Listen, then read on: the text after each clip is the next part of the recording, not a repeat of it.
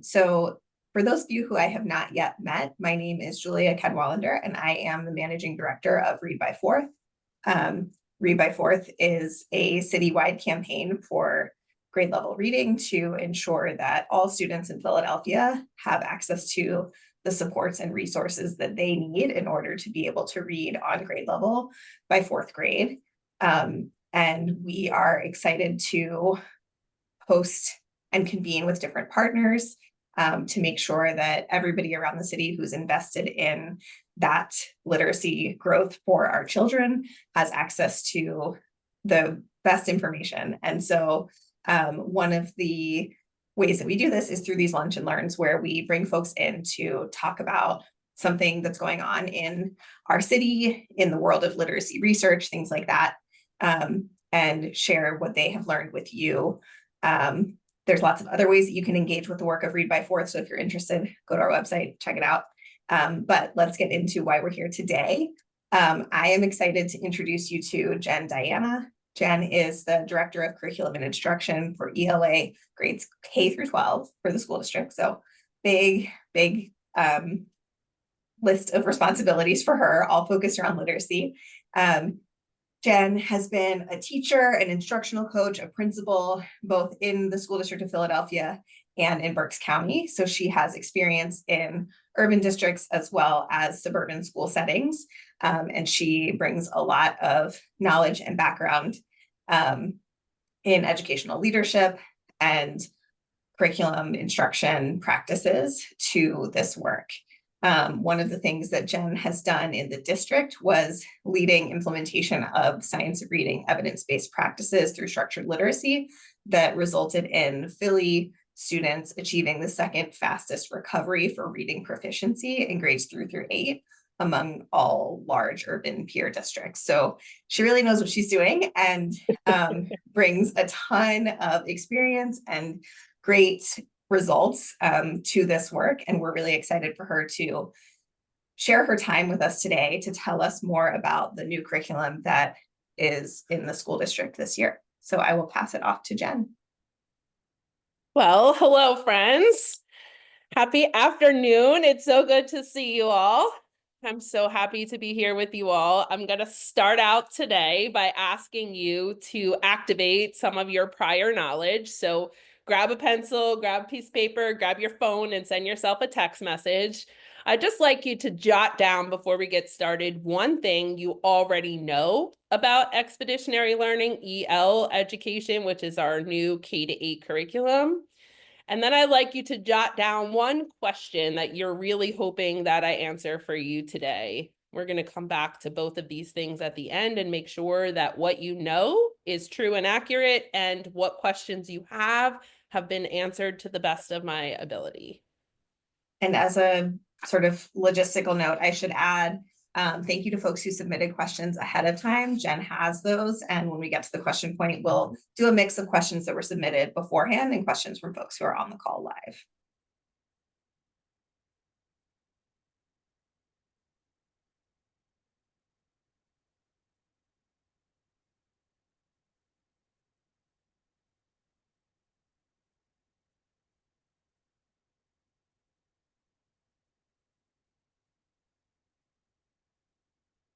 Okay, it looks like most of you have looked back up from your writing, so thank you for that. All right, let's get into what's happening here. So the way that I organize this agenda for today is to talk about how our new EL curriculum supports our Accelerate Philly plan and the Board of Education's goals. And then I'm going to give you a high-level overview of what is included in EL education, what are we doing in grades K-8. I'll talk you through some of the engagement and professional learning opportunities we've had for both teachers, leaders, and supporting folks across the city of Philadelphia. And then we will close out by talking about all of the family engagement opportunities that we've created when it comes to this new K-8 curriculum resource. So hopefully those are all things you want to know about. Okay. All right, so we're going to start out just by talking a little bit about our vision for ELA in the School District of Philadelphia. I know that many of you on this call have been a part of the work that we've been doing in literacy here in the school district for the last 10 years. We have come very far in our understanding of what students need to become proficient readers and writers. When I started in this role 10 years ago, we were really, really focused on balanced literacy and on making guided reading the strongest it could be, because we really thought that was the way students learn to read. And we thought it was the way our teachers would be able to support students. It was not. When you know better, you do better. And so we have endeavored to become part of this growing movement of science of reading instruction founded in structured literacy. And we started that work first. So as an ELA team, we had to come together and decide what really are our goals. What is our vision for ELA in the School District of Philadelphia? So as we transitioned from a balanced literacy district to a structured literacy district, we had to really think carefully about what it is that we wanted to accomplish. So we are making sure that our students develop a strong understanding of foundational skills. We know that until kids can lift the words from the page, nothing else that we do in ELA instruction matters. But at the same time, we want students to engage in meaningful and relevant grade level content. We do not want 7th grade students to be sitting in classrooms with main idea detail worksheets that look the same as the ones they saw as first graders. We also want students' daily writing and discourse to be grounded in evidence. So where is the evidence in the conversations that we're having, in the arguments that we're making, in the writing that we're doing? That evidence comes from text. And so we're helping students to understand that we dig back into text to ground our conversations in writing and evidence. While we're doing that, we're hoping to develop that curiosity and critical thinking and discourse in our students. We believe strongly that they already bring their brilliance and experiences to the classroom, and it's our job to build upon those experiences so that all students feel a part of this community of joy and trust. That's the work that we need to do to make ELA instruction work in our district. We had a long-standing, I want to say for the last 5 years, since before the pandemic, our ELA team has been really heavily focused on making sure that the work that we're doing is grounded in the science of reading and in structured literacy. We have recently had our Board of Education and our new superintendent get on board with that vision. And so now everyone in our district is speaking the same language. Science of reading and structured literacy is what we believe in. And as a result, Strategic Action 3.3 allowed us to purchase and implement a core instructional resource in K-12 that is aligned to what we believe in. Our Board of Education goal number 1 talks about the percentage of students in grades 3 to 8 who will be proficient on PSSAs, and we're growing that number from 36%-ish in 2019 to 65% in 2026. We are on the way toward that goal. The Board of Education also looks at the percentage of students who are proficient on all 3 of their keystone assessments at the same time. So we're looking to see who is passing algebra, literature, and bio by the end of their 11th grade year. We need our high school students to be proficient in all of those keystone assessments. And all of those keystone assessments rely on being a good reader and writer. It doesn't matter how well I know my bio or my algebra if I cannot read the problems on the test. And so all of this work contributes to everything we're doing. Across the board, we've been focused on science of reading. We've been doing professional development that is aligned to structured literacy, but now because of Title 22 and Pennsylvania Code Chapter 49, that structured literacy instruction is now mandatory for the way that we prepare educators and continue to develop them. So all of these pieces are what allowed us to make the $25 million investment in these new core resources. Had the board not built these goals, had Title 22 and Chapter 49 not occurred, had we not had a new superintendent who is really focused on science of reading and structured literacy, we would not have been able to make this $25 million investment in our students. So thank you to everyone who supports us when we do that work. And I know one of the things you're asking yourself right now is, Jen, how did you all choose the resource that you have? And I won't go into every single thing that we did, but I will tell you that we had hundreds of interested parties from across the district: teachers, classroom assistants, parents, administrators, central office administrators, and even our outside partners like David Weinstein and all of our friends out there who are doing other other high quality tutoring work in our district, we asked for everyone's input.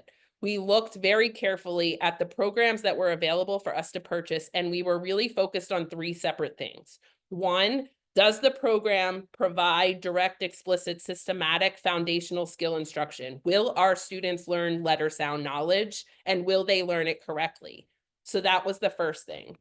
Second, we were looking for a program that would build knowledge over time for our students. We know that knowledge building matters, and we know that it is very difficult for our students in first or second grade to have a read aloud that is about caterpillars and then move into a shared read that's about building homes, and then come back over here into small group and read a decodable text that is about the rain that is falling on my pavement. When we continue to just pull in all different kinds of content at different times of the block, students don't get the ability to go deeply into their knowledge building, which means then they're not able to really understand those high quality texts and to have evidence-based discussions and to do evidence-based writing.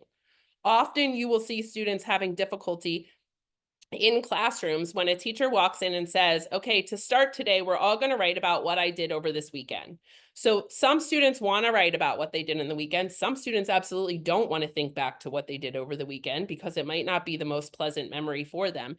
And then other students have no idea what you mean by what I did over the weekend because their experiences aren't the same as what the teacher expects them to be. So the way that we promote equity, the way we ensure all students are doing what they need to be doing at the same time is by building that knowledge. So now we're all talking about caterpillars. We're all writing about caterpillars, and we're all digging deeply into how caterpillars are born, how they live, what they need to survive, who is a predator of them. And so we're all having that deep understanding, which means that we can all continue to grow our literacy knowledge.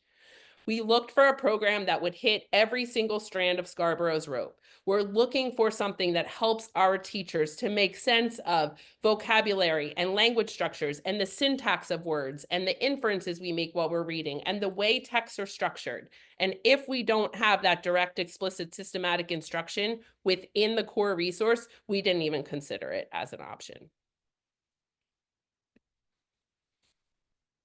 What we found is that EL education was grounded both in the science of reading and also in the knowledge building that we were looking for.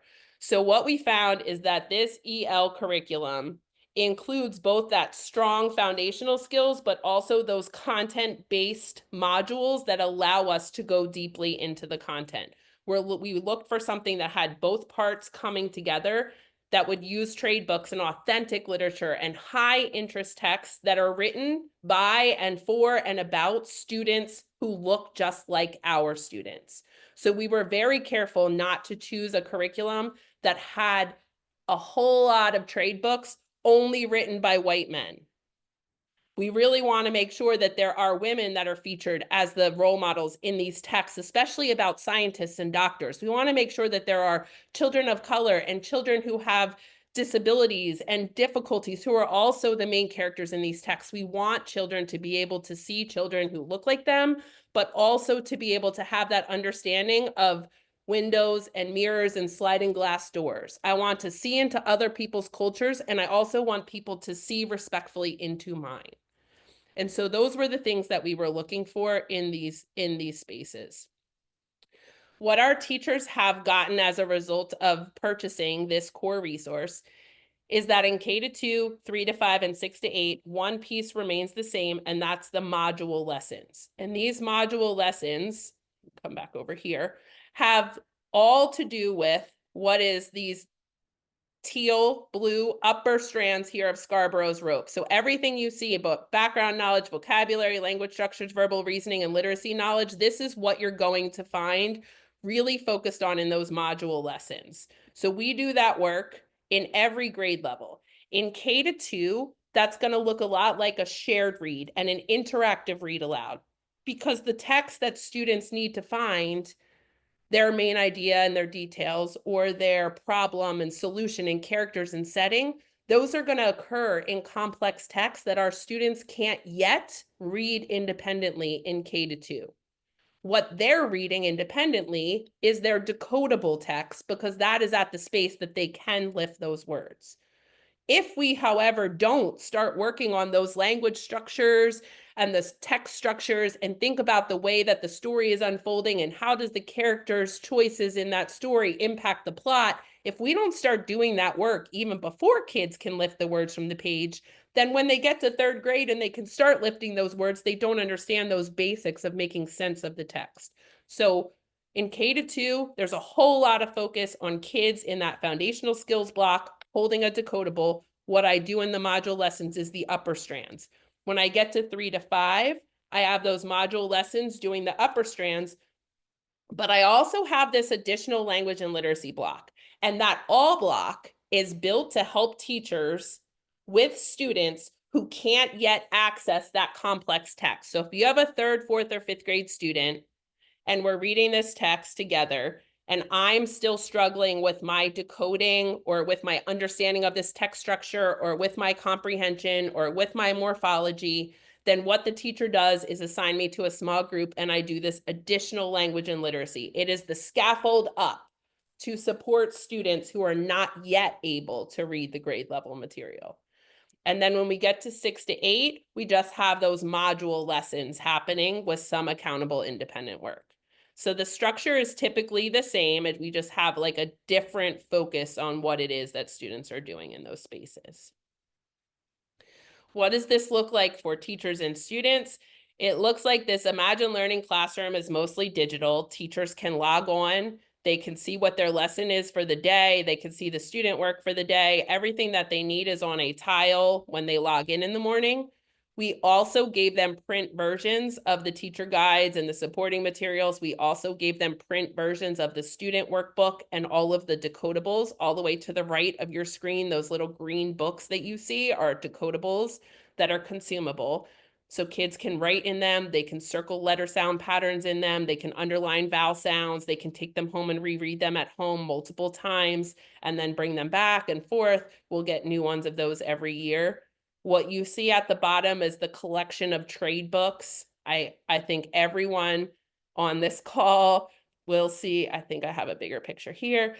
I think everybody on this call will see at least one book that I put on here that you already know. If you're involved in education, there for sure is at least one text on the screen that you have read before at home to your own children or in your classrooms or to the little people around you.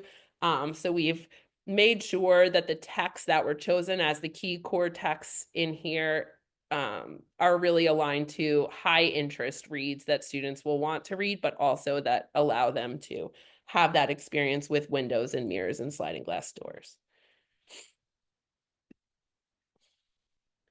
How does this look over time? Well, this is a backward designed program. So when we get to module 4, we are really looking at that synthesis of all the work that we have done so far coming together. In module 1, we're starting that work. That's the first 9 weeks of the year. We're starting to become a close reader. We're starting to think about what literacy looks like. When we get over to the second 9 weeks in module 2, now we're using what we're reading to learn more about our world around us. In module 3, we go a little bit deeper and we start to ask some questions and do some reading and writing about content. And then in module 4, we're really putting it all together. So over time, as teachers go through these modules, they get progressively more complex. They get progressively difficult as we continue to build toward the grade level standard over time. When we think about what not only the content, but what are the instructional practices that the core resource is founded on, that matters to us as much as the content does. And so when we really looked at what is this program built on, we wanted to make sure it were things that we as an ELA team would build our own PD on. Would we build our own units on these things? So the guiding principles for this core resource are that equity matters, that planning with the end in mind and then assessing along the way is the best possible way to ensure that our students meet their targets. We also believe that students excel in diverse and inclusive settings. So in every portion of every lesson, every day, There are optional scaffolds, either to scaffold up for students who are achieving above grade level, or to scaffold additional support for students who are still a little bit below grade level. We believe that substantive content matters. So if you have first graders around you, you know that they've been learning about the sky, they've been learning about sun, they've been learning about when does the sun rise, when does the sun set, when are there different seasons in different parts of the world, and they've been doing that through reading and experiences, because we believe that the more content knowledge we can build in our students, the more that their brilliance can shine in these conversations. We also believe that students are the owners of their own learning.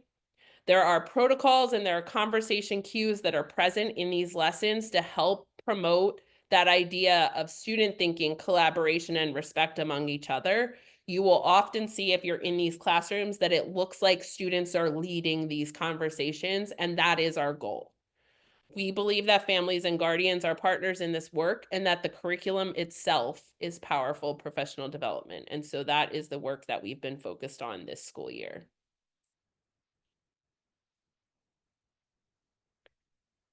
In this particular resource, there are 3 big buckets that we really focus in on when it comes to how we are going to look at the domains of student achievement here. Mastery of knowledge and skills is important, and being able to look at student work and see that students have mastered those goals, those standards, those skills and objectives is really important, but that isn't the only way that we judge student learning. We also want to be able to judge that high quality student work. Do students understand that when I give you feedback, the expectation is that then you revise that piece to make it an even more powerful piece? Do our students pay attention to their details? Are they engaging in turning and talking to each other to share ideas with each other? Are they looking at those end of unit assessments as something they're proud to be putting together for their teachers? So high quality student work is just as important as that mastery. And then for us as a district, it was also really important that we embedded some of those character pieces into those lesson contexts. So how can our students be set up to collaborate, to engage with each other, to track their own progress, and to become student leaders? Ultimately, our goal always is that our students will be able to advocate for their own communities. And they do that by being literate students who are able to read and write.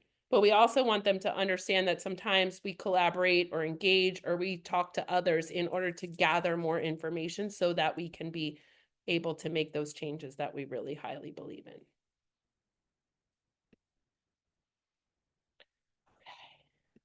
All right, so we have done so much. We are really obsessed in my office with implementation science. And so we have studied implementation science, and we have come up with a whole lot of ways that we can support our district as we move into this change space. Whew. Okay, so first, we had to think about installation and establishing the resources that we needed to use in order to really be able to implement this resource. Not only did we have to, as an ELA team, unpack the whole resource and think about all of these lessons, but we have to think about ways we gather data, common ways that we are going to observe and evaluate teachers. We had to think about guidance documents that we could launch for our teachers to really support them in their planning and their implementation of this. There are a lot of pieces for us to really put in place, and we started this work in November of last year.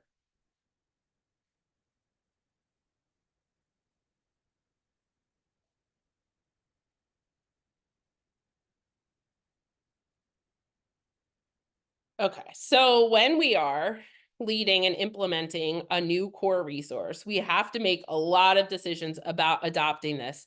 We have very limited professional development time in the school district of Philadelphia. This year, we had a combined total of 11 possible hours.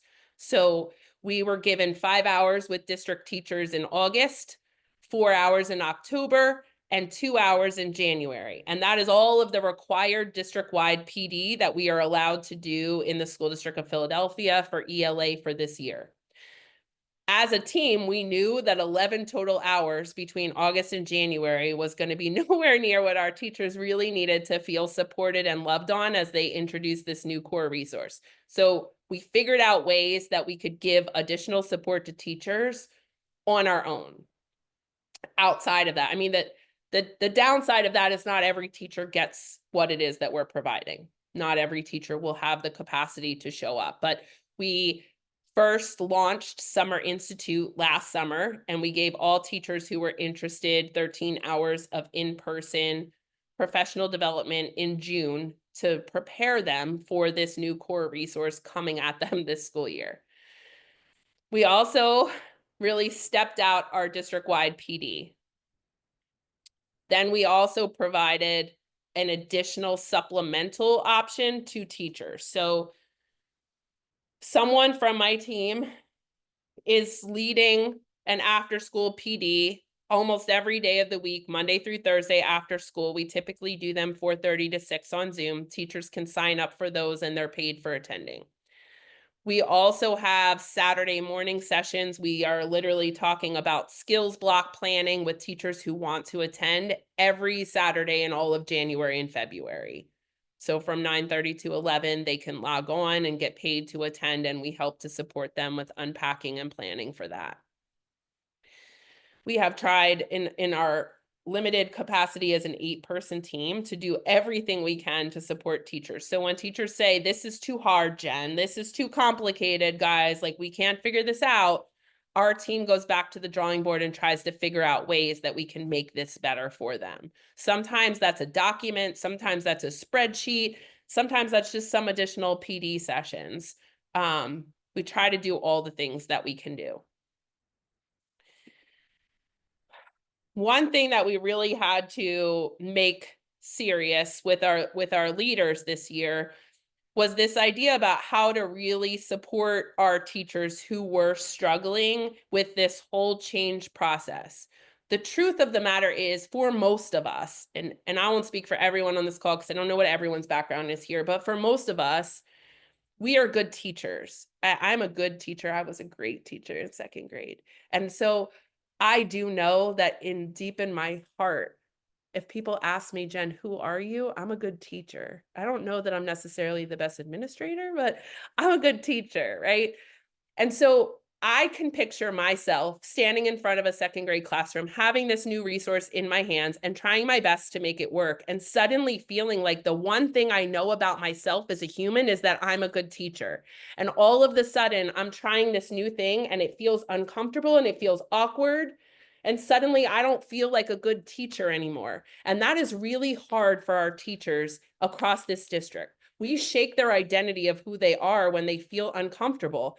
And in order to make sure that they feel loved and supported while we move into something new, we've put out some messaging to our principals about how we approach teachers. What we don't want is for anyone to feel like they are being punished or shamed or negatively pushed into doing the right thing for our children. We absolutely know that this core resource is the best thing we could put in teachers' hands, but we also know that teachers need time, support, and empathy. And so we've really been leaning into making sure that our teachers understand that this is new and it's hard, but they can do hard things and we can support them to do that. So we put out this messaging about ways that we talk to our teachers because we wanted our leaders to know that grace really begins with curiosity and learning conversations.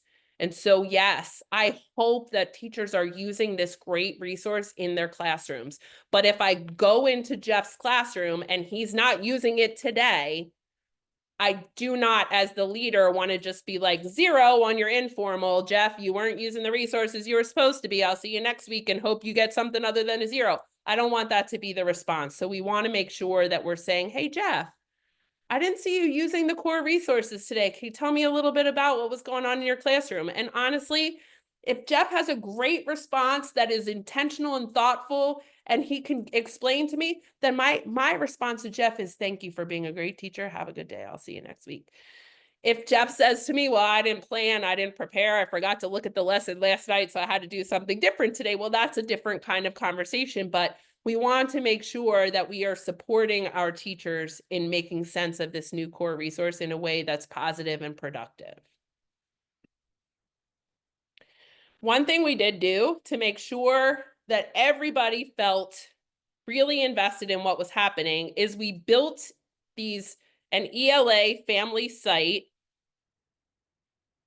I want to pull this up for you. I really want you all to see this. Okay, so we built this family and caregiver hub. So any parent, any family member, anybody actually who would like to know what students are learning can log into this hub. You do not have to have any special online access. Anybody can access this. When I go into the grade level then that my student is in, and I'm just push first grade, I can see all of these. We made these little overview videos that tell you in a couple minutes this one is 4 minutes and 30 seconds long, what your student would be learning over the course of this 9 weeks. So a module lasts basically a quarter of the school year. When you click on this overview video and you start to play it, if you need a language other than English, you can click on all of these different languages that we have these options, and it will give you closed captioning along the bottom in the language you choose. If you would rather not watch the video and just see it in an overview letter, you can also click into these family overview letters, which will tell you what your student will be learning and doing inside of this module. If you need this letter in a different language, we have as many as we were able to get here along the bottom for you to access. So every grade level has videos and letters for all 4 modules. Also, when you go into this caregiver support area, you can see here a glossary in case any words or things come home that you don't know that your child's talking about. You can also see this help guide. And then we also put together for our parents here ways that you can build strong reading habits at home. This is something you could just print and stick right onto your refrigerator at home. We also put out here how the brain learns to read. So if you are very interested in science of reading and you want to know more for your own child or a child that's involved in your life, we put some great resources here. You can always just click on these things and then you can see more information about any of those pieces. We also put here for when you have parent-teacher conference time, some great questions that you might want to ask your child's teacher while you're there for those conferences. So we've tried really hard to build out what we can to ensure that all of our families feel like they are partners in this learning. We have also put together some additional professional development opportunities that we've done for schools that schools can then, this is just like a sampling overview of all the things I just showed you. So we've also put together some professional development opportunities that schools can use in order to have some family engagement with their own school communities.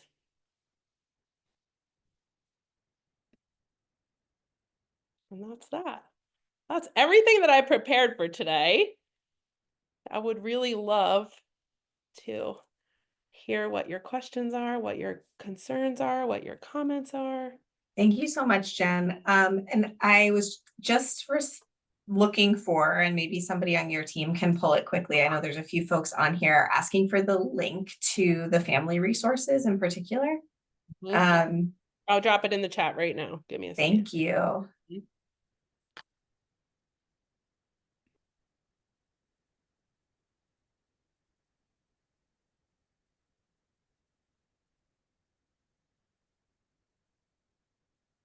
So if anybody has a question to share with the group, feel free to either put it in the chat or come off mute and share it. We can start with one of the ones that was submitted ahead of time. Rachel, I think that the link right above your comment is what you need, but if it's different. Oh no, I see. How to Yeah. get there. Yeah, I'm a children's librarian, and so I need to know how to direct parents to that site in like a quick conversation. So I want to know where on the school district website to direct them to navigate to it, as I opposed wouldn't to even take them into the website. It's just not even necessary. I'd give them direct access to this link. I can't do that at a reference interview while at like if they come into the library and they're like, I want to know more about this school district's curriculum in a reference interview kind of thing, giving them a link isn't a useful thing because I'm interacting with them one-on-one in person, not in a digital platform. Hey, So that's Rachel, why I would like to know how to navigate from the website. sorry, this is Simone, Read by Forth's comms director. We will add this link onto Read by Forth's resources page if that's useful in a quick conversational way. Yeah, that would be great.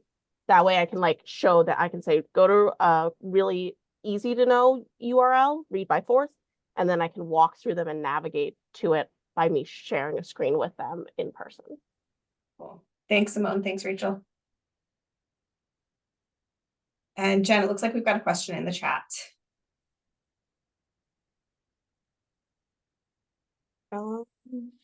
Well, Gail, I'm not exactly sure what you're asking here. How do they get help with helping their child, or how do they learn to read themselves? How do they, get adult literacy support? Is there some avenue for that? That I'm not sure about. I think Read by Forth would probably be a better avenue for you than I was kind of thinking of, if a parent goes to that website and feels a little overwhelmed because there's a lot of text and content. I mean, Yeah. if their student goes to a school district school, then there is somebody at the building whose job it is to support parents with the work that they're doing with their students. So they would just reach out to whoever that school district school is, and they'll tell you who the parent engagement person is that can support. Okay. Many of the schools who also have a variety of language offerings at their schools will also have folks who specifically speak those languages, and they can also help them in their own native language if they go to their direct school. And while adult literacy is not a focus of Read by Forth, we do have some workshops and resources around how parents can help their children engage in appropriate literacy practice. And some of those do not require high levels of literacy yourself once you sort of learn the activity and practice to do.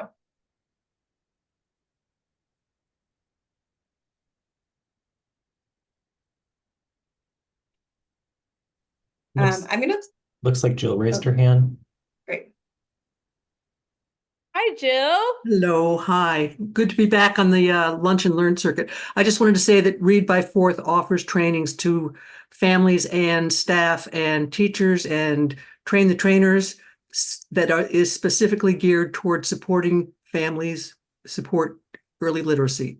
So that's a nice combination of materials. The Read by Forth website can be overwhelming, but the training crew helps calm that down and provide specific clues for supporting kids. So thanks. Thanks, Jill. Jen, just looking at who's on the call, I wanted to raise up one of the questions that was submitted ahead of time and see if you have thoughts around this. How can literacy advocates and community members support teachers and leaders in implementing the EL curriculum? Well, I think two things are really helpful for our teachers. I think first, just telling them how much we support them and how much we understand, and giving them the grace and the space to learn this new core resource without a whole lot of pressure, I think is helpful. Every teacher is navigating their way right now, especially in the lower grades, through 120 minutes every day of new instruction. It's a lot for them to plan and intellectually prepare for. So a little bit of grace and space and patience as they're learning. Maybe what your student brought home doesn't look exactly like what the neighbor student brought home, and that's okay for right now. Everybody is learning at their own pace. So I think giving some grace and space. I think also continuing everybody who's on this call, whose face I recognize, I think has been really active and really outspoken when it comes to science of reading and structured literacy in Philadelphia. And so continuing to advocate for those things, especially as we change and navigate our new political climate, is going to be really helpful and really important. As most of you know, the majority of our budget comes from the city of Philadelphia. And so we need the city of Philadelphia and all of the residents who support those budget items to continue to realize that the work that we do around science of reading and structured literacy is expensive and important. And so we can't continue to change the world if we don't have funding to do so. So thank you for supporting and helping us with those pieces. One other question that came in through the chat: how soon can we expect to see benefit of this new EL curriculum on our young scholars' academic outcomes? I think you can start to see some things happening anecdotally as children are coming home. I'm already seeing some shifts in literacy data mid-year that we haven't seen previously. So I know that some pieces are working. What I would also say is when you study implementation science, it really takes a good 3 to 4 years until we are fully embedded in implementation and we can see the results of our labor. I think it's going to take us another 3 years until we see outcomes in the high school and middle school space. But I think right now, if you have little people, you're already starting to see some of those anecdotal changes. Thank you. And another question: how does this align to pre-K? What support is available for kindergarten readiness? Well, specifically, this program is a K-8 program. I can tell you that our office works really closely with the early childhood office, and we're hoping that they are on board with preparing students for those early pieces of science of reading. And so if students are coming to us with a really strong literacy background in pre-K, then they are flying in their kindergarten classrooms. So everything that we do in pre-K that helps students make sense of phonological awareness and building those letter sound relationships and really understanding how to play with letter sounds is really helping that work to go better when they hit kindergarten. Yeah, Jen, I'll just add, this is an area that Read by Fourth is taking an increased focus on, is how do we support programs and families of children who are not yet in kindergarten to be prepared for that. And so just in the past week, Jill has been presenting our workshop to some early childhood educators and folks who coach and support early childhood educators. So there certainly is some momentum across the city to ensure that our early childhood programs are aligned to the science of reading and supporting as best they can kindergarten readiness before, so the kids are ready for this curriculum when they come in your doors. It makes such a difference when we have students who come in and they have some understanding of that pre-alphabetic knowledge, and they understand how books work, and they understand concepts of print, and they understand language experiences. It makes such a difference in the amount of growth that we can make with them as a kindergartner. So thank you to everyone contributing to that, because it is really important to the work our teachers are doing. Does the school district offer tutoring? Tutoring is an odd thing in the school district of Philadelphia. The short answer is yes. The long answer is we have an MTSS system in place. So any student who is not meeting grade level expectations in K-8 is supposed to be getting tier 2 intervention. Sometimes that looks like direct tutoring. I see some of my fabulous reading specialists on here right now. Nice to see you guys. Chris and Kim, I see you. And Elizabeth, I see you guys. So there are folks that are out there doing that work, but that work looks different in different buildings and different spaces. We also have folks like, I thought I saw David on here, David and Gail, who are also support our district in their high impact tutoring that they do on their own. There is a high impact tutoring initiative that has started in the school district of Philadelphia. I think currently they're only working in 10 schools. So yes, tutoring happens. How you access it is like really dependent on your specific school setting. How does EL support handwriting, penmanship, legibility in particular? I've noticed the need can be quite high in this area. It is quite high in our district. I think a couple things have happened over the last couple years. I think one, we really stopped teaching letter formation during our balanced literacy days. We thought kids are going to learn how to make a T and they're going to learn how to make an S, and we're not going to waste time teaching them penmanship because we have too much important work to do. Then we also had the pandemic occurred where 2 years of teaching was done online. And so kids were not using pencils and paper very often to do that work.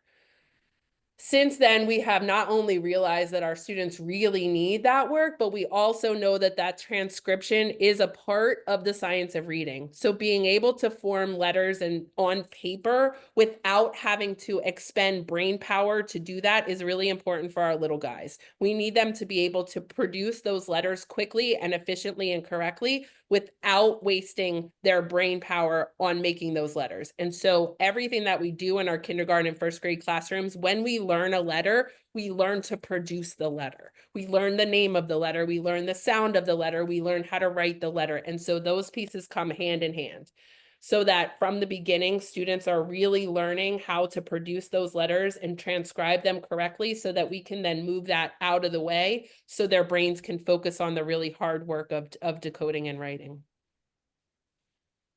Appreciate your message of care for teachers who are learning in this new curriculum. But does this message start from the top and filter to each school leader? Well, we try our very best to do that. So my partner Tony is here on this call, and my other partner Aaron is here on this call. Hi guys. Yeah, so what I shared with you in terms of our messaging is the same messaging that we've been sharing with our school leaders every month when we meet with them for professional development. So we're really trying to be the beacon for our teachers. We know what you need. We know it's hard, but we also want you to feel loved and supported while you do this really important hard work. And so our messaging doesn't change, and it is the same way that we are trying to like move that message forward when it comes to all of our school leaders.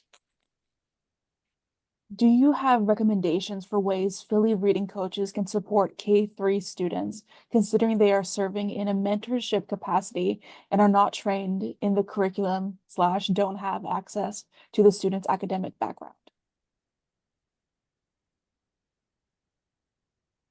I mean, I think I'll say the same thing that I talked to the foster grandparents about. I think that it's a similar space, which is just helping students to get right whatever the thing is that they're working on is helpful. So if students come to you and they're working on final stable syllables, then we're going to keep working with them on those final stable syllables until they get it right. Whenever you're at a loss for, I don't know what to do with this student and I have a couple minutes, reread the decodable text. One thing that everybody can do, everybody, whether you're a parent, a reading captain, a Philly reading coach, or anybody else, is when you see a student and they don't have something in their hands, say to them, hey, can you go grab me the decodable you're working on? It's really important that we all recognize that it takes between 40 and 200 repetitions for something to stay permanently in my long-term memory. So even though it feels like this student might have read this decodable 3 or 4 times and now they're bored, we need them to read it 40 times. So anybody, if you're the person at the hair salon, if you're the checkout lady at Target, if you're sitting there not doing anything while somebody's getting their coffee at Starbucks, any human in this whole city who says to a student, hey, where's that decodable you're working on? Let me hear you read a page before your mom picks up this coffee. That's going to be the biggest help ever. What are the SDP's lessons learned from year 1 EL implementation that will inform year 2 supports? Well, I think that we learned that our teachers wanted way more information up front than we gave them. We really thought that we would step it out and we'll give you these bite-sized chunks. But what we learned is our teachers wanted to know everything first, and then you talk to me about breaking that down into bite-sized chunks. And so if I had to go back and do it over again, that's one thing that we would do differently, but we are adjusting our levels of professional development and support for next year based on what we've heard this year in feedback. I think one thing that's really a huge challenge for us that we still actually haven't really figured out a solution for, is that we do have a decent percentage of teachers across the school district of Philadelphia that are emergency certified folks. And while we need teachers and we're so appreciative that they're here, there's a real big difference between somebody who has been trained in education in a four-year college and somebody who has not, taking one of my ELA PDs and then being able to turn it around. So we're still trying to figure out how we get the time and space to really support all of those friends who are trying to teach without any like methods classes or child development classes, or like how do children go through their development in school process. Like there are a lot of things that we all learned in undergrad that I think we don't have the time and space, because I really need a non-certified brand new teacher to understand foundational skills. Like I don't also have time to teach you how children develop and developmentally what's appropriate at every single age level, but we need to give some sort of information about that to our emergency certified teachers. So for us, that's the thing we're really trying to figure out for next year, how we do better with that. Are teachers going to meet with parents more often during this process for children that are behind, and what is that process? I don't know if they'll meet with them more often, but I do know that some things haven't changed. Like the resource that we're using to teach reading has changed, but some things haven't. So our beginning, middle, and end of the year screening process tells us which students are most at risk for not achieving success as a reader and writer. And we know that in September when we do our pre-screen, and then we get a second dose of that data in December when we do our mid-year data, and then we see it again at the end of the year. And so our teachers typically are meeting with parents to say, here's what your child can do. Here are the next steps that I want to work on with your child. Here's what you can do to support me while I do that work. And then we continue, on from there. I think that there are lots of ways that parents and teachers are working together, and that looks a little bit different in different classrooms across the district.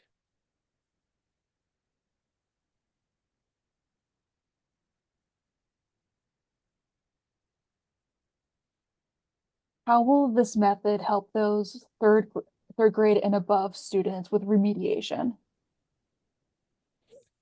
Well, it won't necessarily help them because this is tier 1. So what we do in a tier 1 space is to meet grade level expectations. What they do in their intervention blocks should be what they do to support those students who are multiple grade levels below. Whatever we're doing in that intervention space should not have changed.